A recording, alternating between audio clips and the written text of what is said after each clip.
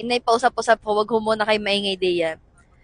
Magpapaganda daw muna ang inay. Ngayon ho ay kami papunta sa Gaming Point Sports Bar. Ayan, kami ay kakain, magsasaya. At meron siyang biniling, ano nga yung binili mo? Spanish latte from Cafe Nama. Taray. Tapos, agenda din namin, ihatid din namin si Ate Cristel sa kanila.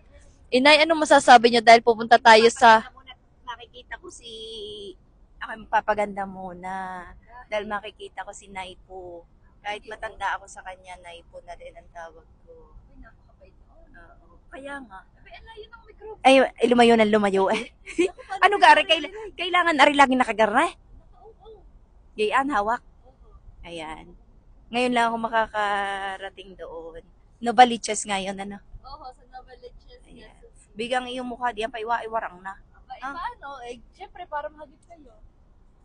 Yan. At meron din tayong kasamahan sa unahan. I-interviewin natin. Ano po inyong nararamdaman dahil papunta po tayong Gaming Point Sports Bar? Excited na ako dahil first time kong pupunta sa bar. Kasi, alam mo yun, since college kasi never ako nakapasok doon. Kasi school bahay lang ako, church. Ay, grabe! Tapos ngayon parang gusto kong ma-experience makapasok ng bar. Sobrang ako excited talaga. First time. Grabe. Salamat. Pati yung, ano lasa ng alak? Hindi pa rin natin. Hindi pa pero hindi naman tayo umiinom. So, good boy ka Joke. talaga. Oo, good boy talaga ako. Ayun. Good boy siya. Mas nasanay kasi ako na nagpapalipad lang ng mga saranggola, lalaro ng tumbalata, tagu-taguan tsinelas, patintero. So, trumpo yun. Ganun pala. Grabe, yung mga kasama ko, first time pala nila makakapunta. Well, ako din. Pare-pares kami.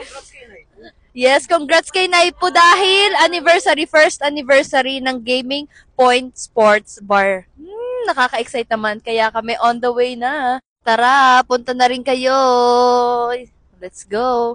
Ang cafe naman, di naiwan dahil kasama natin siya. Araw-araw, yan nga, kapiling mo, araw-araw.